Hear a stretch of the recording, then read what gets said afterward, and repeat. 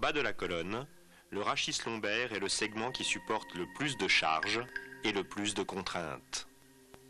Nous prendrons en compte les 5 vertèbres lombaires, leurs 4 disques intervertébraux et les disques charnières D12L1 et L5S1.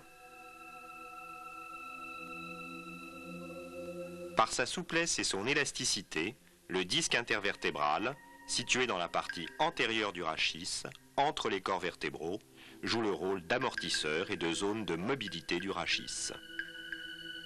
La partie centrale du disque est gélatineuse, hydrophile. C'est le nucleus pulposus constitué de mucopolysaccharides et de fibres collagènes.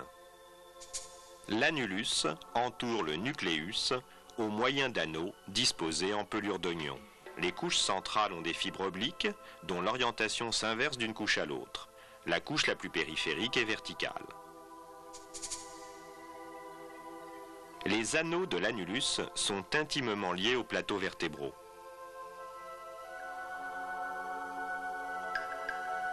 L'épaisseur d'un disque est proportionnelle à la charge habituelle qui s'exerce sur lui. Lombaire 9 mm, dorsal 5 mm, cervical 3 mm. Le rapport disco-corporéal révèle les capacités de mobilité d'un disque. Cervical 6/15e le plus mobile, dorsal 3/15e, lombaire 5/15e. L'arc postérieur de la vertèbre protège les structures nerveuses, mais joue également un rôle important dans la mobilité et la stabilisation du rachis. Il présente les pédicules très solides qui portent les corps vertébraux, la colonne articulaire, les lames, l'apophyse épineuse, les apophyses transverses. Le plateau sacré ayant une inclinaison de 30 degrés, la vertèbre L5 est oblique. Elle a de plus une forme trapézoïdale. Une contrainte importante de cisaillement attire la vertèbre en bas et en avant. Il existe parfois une rupture de la zone de faiblesse, isthme situé entre articulaire supérieur et articulaire inférieur. La vertèbre n'est plus alors maintenue que par le disque, avec le ligament commun vertébral antérieur, le ligament commun vertébral postérieur et les muscles.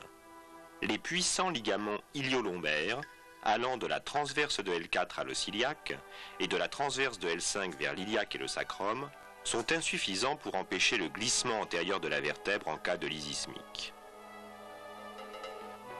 Notons la position particulière et privilégiée de L3. Horizontale, elle est plus mobile que L4 et L5. L'arc postérieur est particulièrement développé par rapport au corps vertébral en raison de son rôle de relais musculaire entre le long dorsal et l'épi épineux qui s'arrête sur L3. Lors de la flexion, le disque est pincé en avant, le nucléus est chassé vers l'arrière.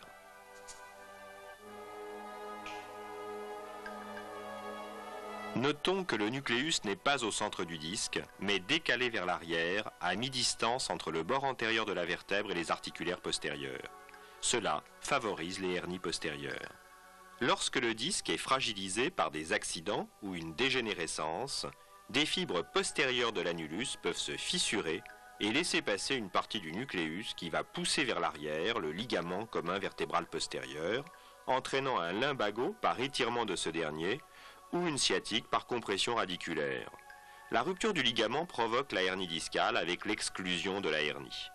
Lorsque le disque est dégénéré, le tassement sera chronique, les articulaires postérieurs en hyperpression deviendront arthrosiques, hypertrophiques et obstrueront encore plus le foramen. Hyperalgique, il faut protéger la région lombaire pour lutter contre les tensions ligamentaires et les douleurs articulaires. La position la plus confortable est le décubitus, latéral ou dorsal, genou fléchi, pour éviter la lordose.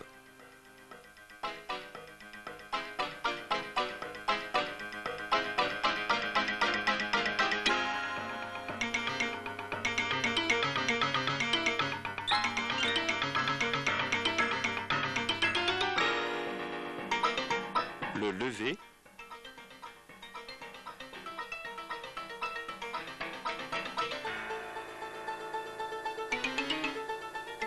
L'habillage sont des gestes de première nécessité qu'il faut apprendre à réaliser en protégeant sa colonne lombaire.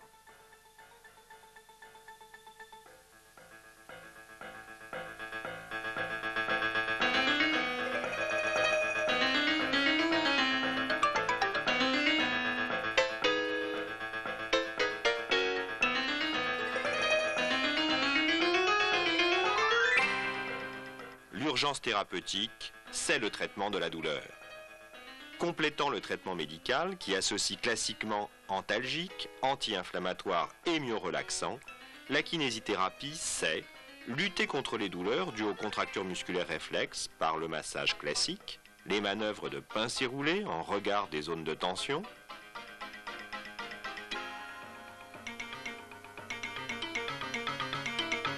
le massage réflexe, l'électrothérapie antalgique.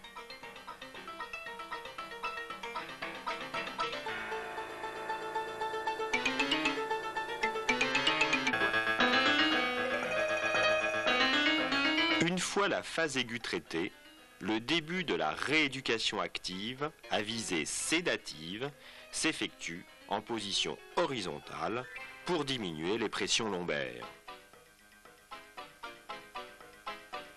Elle commence par une mobilisation douce et progressive de la région lombaire, associée à une sensibilisation des fonctions respiratoires et des muscles abdominaux.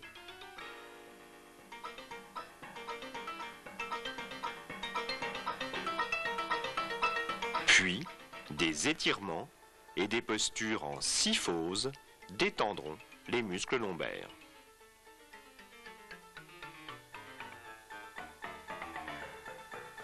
Discale est souvent la cause des douleurs.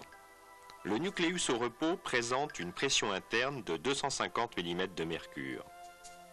Un disque lombaire soumis à une pression axiale de 100 kg, c'est le cas d'un homme de 80 kg portant une charge de 10 kg, se tassera d'1,5 mm.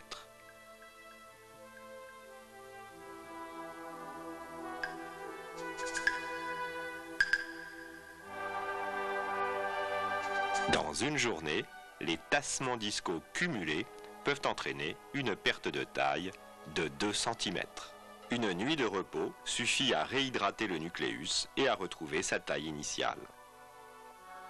Lors de la traction dans l'axe, élongation, il y a dans la phase initiale une diminution de la pression intradiscale. Si une ébauche de hernie pourra réintégrer son logement, parfois, la tension de l'annulus aboutit à une hyperpression du nucléus et parfois à une hernie piégée sous-ligamentaire.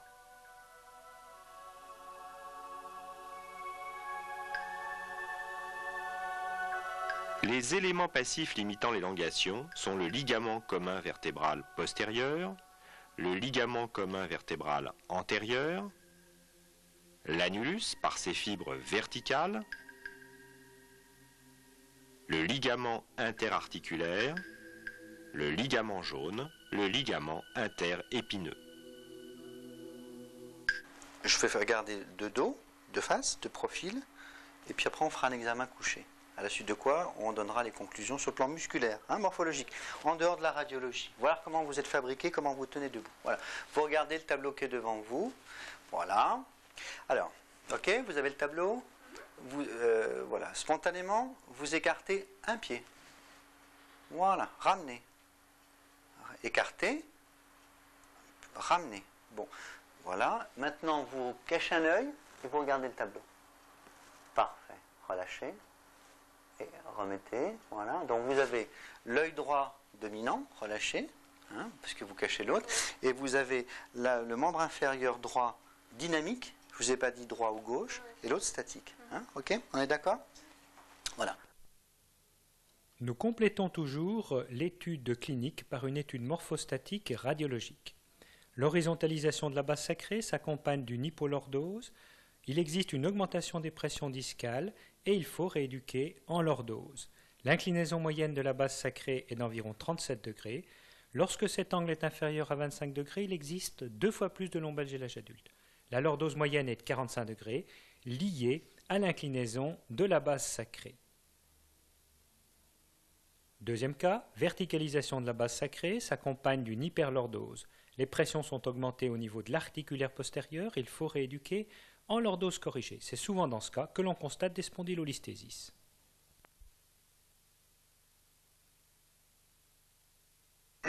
Expliquer la prise de conscience de la colonne et de ses positions. Pour Neila, il s'agit maintenant de comprendre comment elle doit faire sa rééducation et quelle position elle doit avoir lorsqu'elle est surtout en position assise. Tu vois ton dos à la télévision là, hein?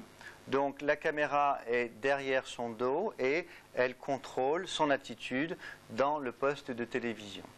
Maintenant, c'est de bien placer la région lombaire par rapport à la hauteur de son siège. Hein, c'est un exercice qu'elle peut refaire à la maison. Placer ses pieds en avant pour contrôler la rétroversion du bassin et l'antéversion, c'est-à-dire qu'on part sur une position du moulage du corset. Pratiquement, on respecte une très légère délordose. La région thoracique est dans l'axe et on va travailler maintenant en allongement axial grâce à cette petite mécanique sonore qui va permettre à l'enfant, pouce, de grandir, pouce dans ma main, contrôle, voilà, très bien, elle contrôle son autograndissement et elle contrôle tout ce qui se passe au niveau de sa colonne vertébrale. Soutien encore, inspire, renverser le bassin en arrière, le contrôle c'est le bâton, hein. Donc voilà, ça vous permet d'avoir le bassin voilà, sur le bâton, la nuque aussi, voilà. La bonne position et on va souffler, voilà, tirez pas trop tout de suite sur la région des cuisses, pliez les genoux, voilà. Tirez fort sur les bras, partez en arrière pour étirer les bras et les pectoraux. Soufflez, poussez, allongez encore. Allez, pliez. Cambrez, cambrez, cambrez, cambrez. Voilà, pliez encore. Poussez sur moi encore. Allez, doucement. Soufflez, videz, videz, videz, videz, videz. Doucement. Lors de légères inclinaisons du tronc vers l'avant, cas de figure très fréquent dans la vie courante, on doit verrouiller la région lombaire pour maintenir ce bon positionnement initial. Par leur contraction, les muscles érecteurs du rachis jouent alors le rôle de haut-banc postérieur qui se tend pour éviter à la colonne de s'arrondir.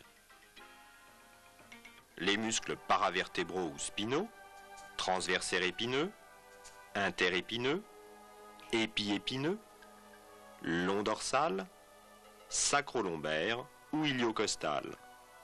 Les muscles du plan moyen, petit dentelé postérieur et inférieur. Les muscles du plan superficiel, grand dorsal. Les muscles latéraux-vertébraux, carré des lombes.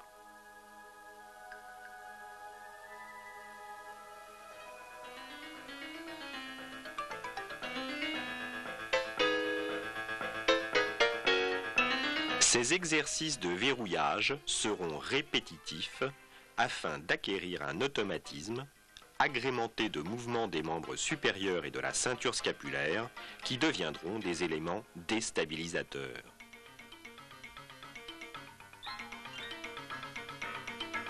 La progression dans la tonification du dos fera appel à l'emploi de petites haltères pour muscler si nécessaire l'ensemble du rachis.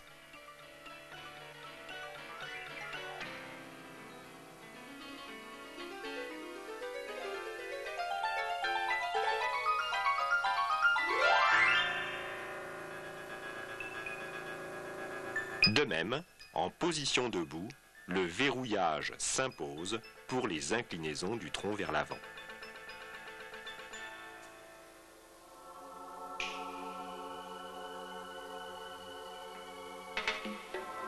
Lorsqu'un sujet se relève d'une position fléchie, le simple poids du corps entraîne une pression lombaire de 300 kg.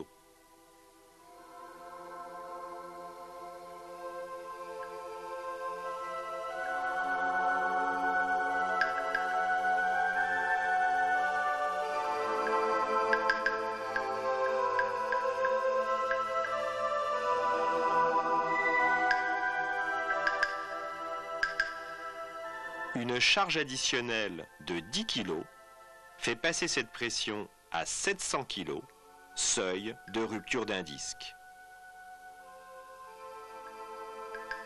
La seule protection est le verrouillage lombaire. La colonne lombaire n'agit pas comme un élément isolé. Des limitations sous- et sous-jacentes peuvent aggraver ces contraintes. En position debout lors de l'inclinaison antérieure du tronc vers l'avant, dos verrouillé, les muscles ischio-jambiers, par leur tension ou leur rétraction, sont un frein à la bascule antérieure du bassin. Dans ce cas, le sujet n'aura plus d'autre possibilité que d'enrouler le dos et de créer des contraintes discales. Il sera donc nécessaire de pratiquer, s'il y a lieu, des étirements dont l'efficacité passe par un apprentissage fondé sur des données mécaniques, fixation du bassin, et physiologiques, utilisation des contractés relâchés. A l'inverse, le muscle psoas iliaque, souvent rétracté, accentue la lordose lombaire. L'étirement du psoas sous forme de posture libérera une hyperpression discale postérieure en position debout ou allongée. De même, mais à distance, un enroulement des épaules, une rétraction des pectoraux et une accentuation de la syphose dorsale perturbent la statique et la dynamique lombaire en accentuant la lordose. Redressement du segment dorsal, tonification des adducteurs des omoplates, posture des pectoraux faciliteront le bon fonctionnement du rachis lombaire.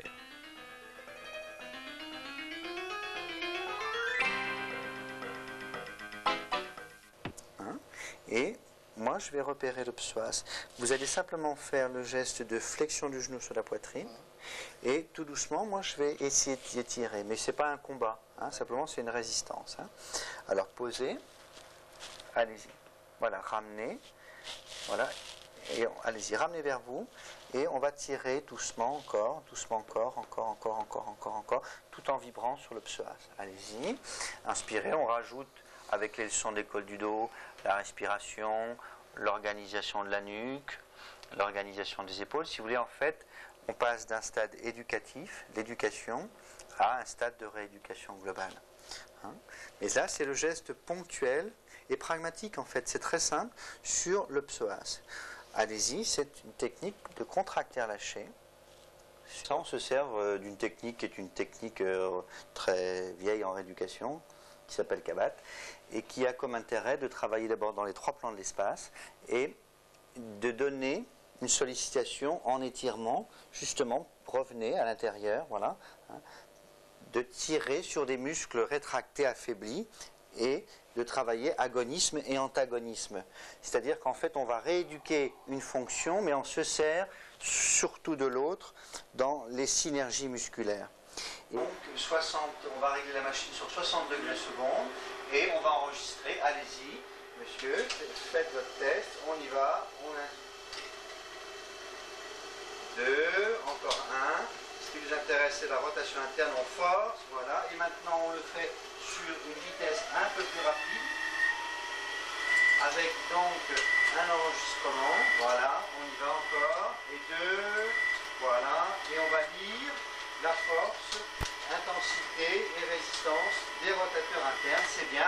Passe enfin par un réveil proprioceptif de la région pelvienne et rachidienne. La sensation fine de ces éléments les uns par rapport aux autres et des éléments dans l'espace permettra un contrôle précis et une réharmonisation de l'ensemble. L'application du verrouillage lombaire dans les mouvements d'inclinaison antérieure du tronc n'exclut pas des procédés de facilitation. Ainsi, en fléchissant hanche et genoux, on rendra le verrouillage plus aisé tout en abaissant le centre de gravité. D'autre part, lorsque cela est possible, le bras peut devenir un tuteur antérieur, véritable point d'appui qui soulagera l'effort. Position debout, lors des inclinaisons antérieures du buste, dos verrouillé, la chaîne musculaire de tout le plan postérieur n'est pas la seule à être sollicitée. Les muscles de la paroi abdominale, droit de l'abdomen, transverse de l'abdomen, petit oblique, grand oblique, jouent un rôle important.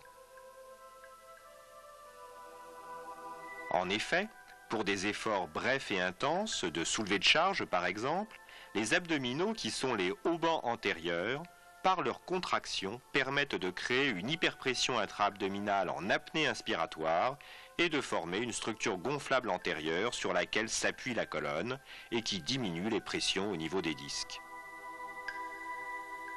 Lyonnais des lombalgies procède de la même rigueur que le traitement des déformations rachidiennes.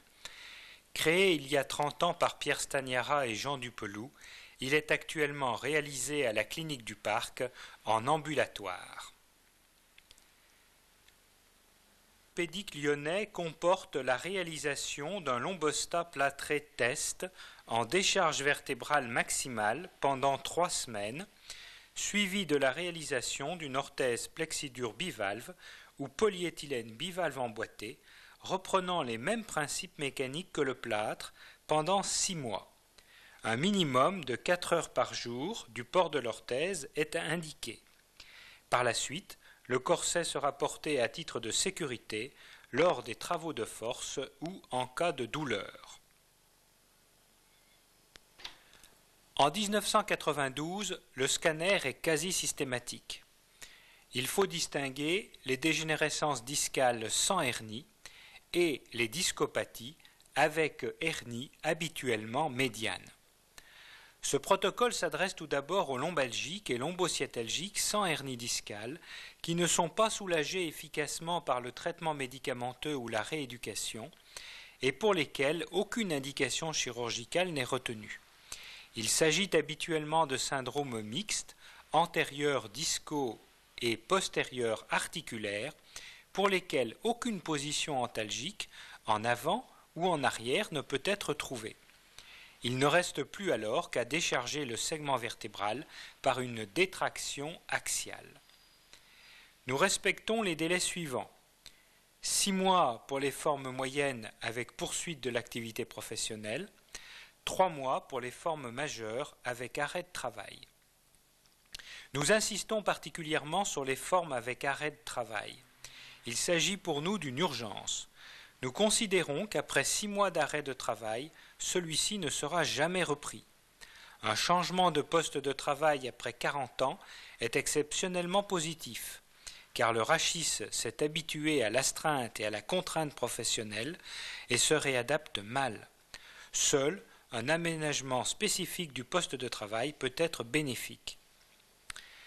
Le traitement s'adresse également aux discopathies avec hernie médiane ou multiple au scanner, entraînant une symptomatologie de blocage à répétition.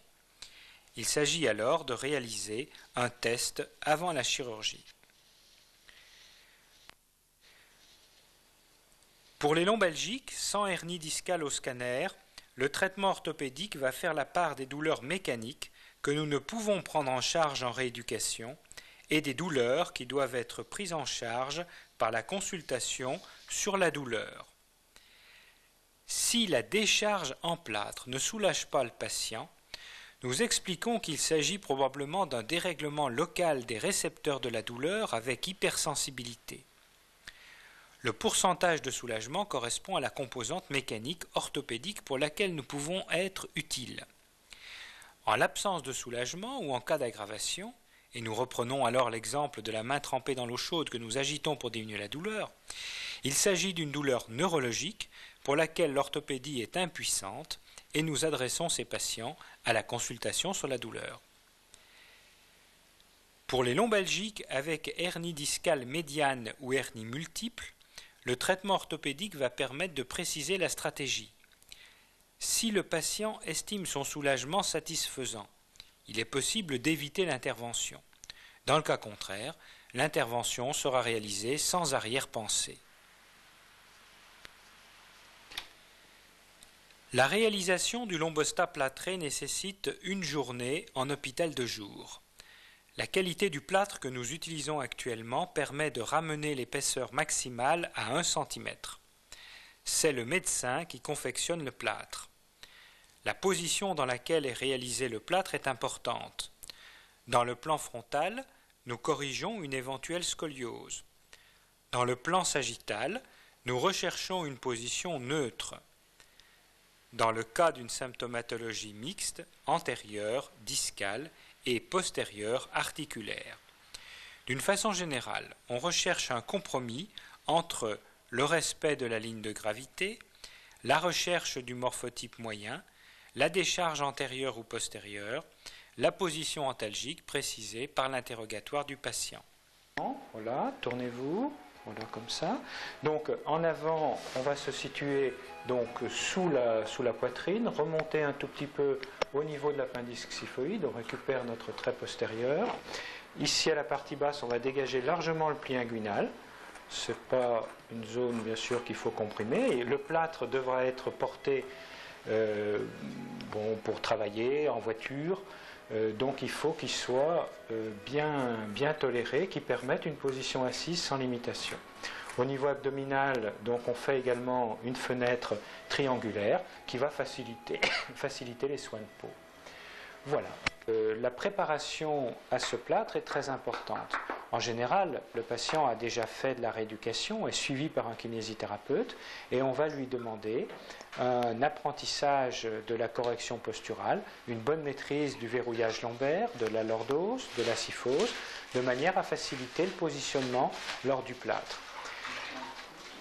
Le plâtre est un point fixe pour le kinésithérapeute, doit être conçu comme un point fixe pour le kinésithérapeute qui va pouvoir, en toute sécurité pour la colonne lombaire, étirer les muscles sous-pelviens, psoas et ischio-jambier, et éventuellement corriger une hypersyphose sous-jacente. Et en externe en 3 jours. Le port minimum est de 4 heures par jour pendant 6 mois. Par la suite, le corset est remis en place en cas de douleur ou pour les travaux de force ou la conduite d'un véhicule automobile. Il constitue une sécurité pour le patient. Le type d'orthèse dépend de l'âge et de l'activité du patient. Le travailleur de force sera équipé d'un plexidure bivalve. La personne âgée d'un polyéthylène bivalve emboîté un peu moins rigide. L'intrication avec l'activité professionnelle est importante.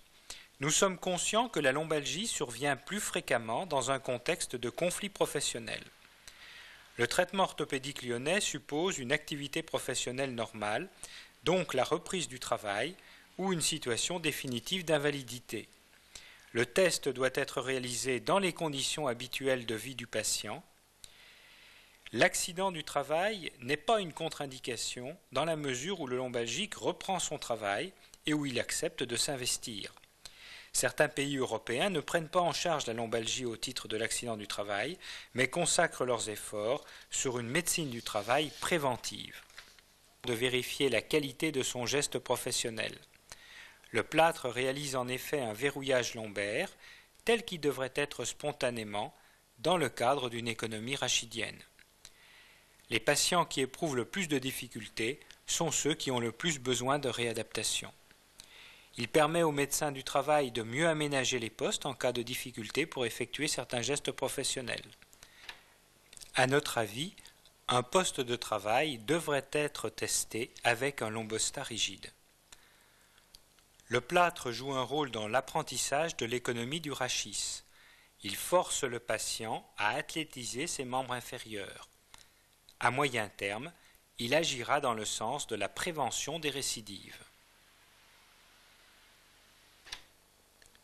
Compte tenu du contrat de confiance passé avec le patient, le résultat est toujours positif, car même si le patient n'est pas soulagé au cours du test, l'orientation vers la consultation sur la douleur ou la chirurgie ne peut être vécue comme un échec.